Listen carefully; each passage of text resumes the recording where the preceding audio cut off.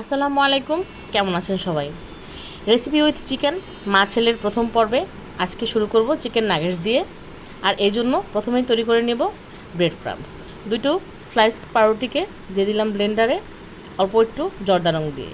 ব্যাস তৈরি হয়ে গেল বাজারের মতোই কালারফুল ব্রেড ক্রাম্বস। এখন মূল রান্নায় আসি।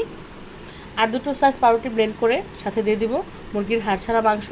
মশলা হিসেবে যাবে 2 চামচ আদা রসুন বাটা, 1.5 চামচ সয়া সস, দুটো কাঁচামরিচ, গোলমরিচ গুঁড়ো, শুকনো মরিচ গুঁড়ো, লবণ, জিরে গুঁড়ো এবং টেস্টিং সল্ট, সবই হাফ চামচ করে। 2 চা চামচ সয়াবিন তেল দিয়ে খুব ভালো করে ব্লেন্ড করে নিতে হবে যাতে ভিতরে কোনো লাম্পস না থাকে। এখন একটি প্লেটে অল্প একটু তেল মাখিয়ে নিচ্ছি। ব্লেন্ডার জার থেকে মিশ্রণটি নামিয়ে আলতো হাতে সমান সমান করে একটা চারকোনা শেপ দিলে এটাকে কাটতে খুবই সুবিধা হয়। উপরে যেন সমান একটা টেক্সচার আসে, এই জন্য ধৈর্য ধরে হাত দিয়ে চেপে চেপে সমান করে নিতে হবে। আমি এখানে ছুরিতে তেল ব্রাশ করে নিয়েছি। এরপর চারকোনা করে কেটে একটু কর্নফ্লাওয়ার পানিতে ভিজিয়ে ব্রেড ক্রাম্বসে গড়িয়ে নিলেই তৈরি হয়ে যাবে চিকেন নাগেটসগুলো। এখানে আমি বিভিন্ন ধরনের শেপ ট্রাই করেছি, চারকোনা শেপ, বো শেপ।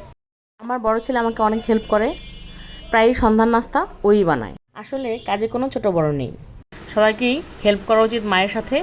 এই ফাঁকে ওরা কাজও শিখে যায় এবং বড় হলে ওরা আত্মনির্ভরশীল খুব ভালোভাবে হতে পারে। তবে সেফটি ফার্স্ট। কথা বলতে বলতে আমাদের নাগেটসগুলো রেডি হয়ে গেছে।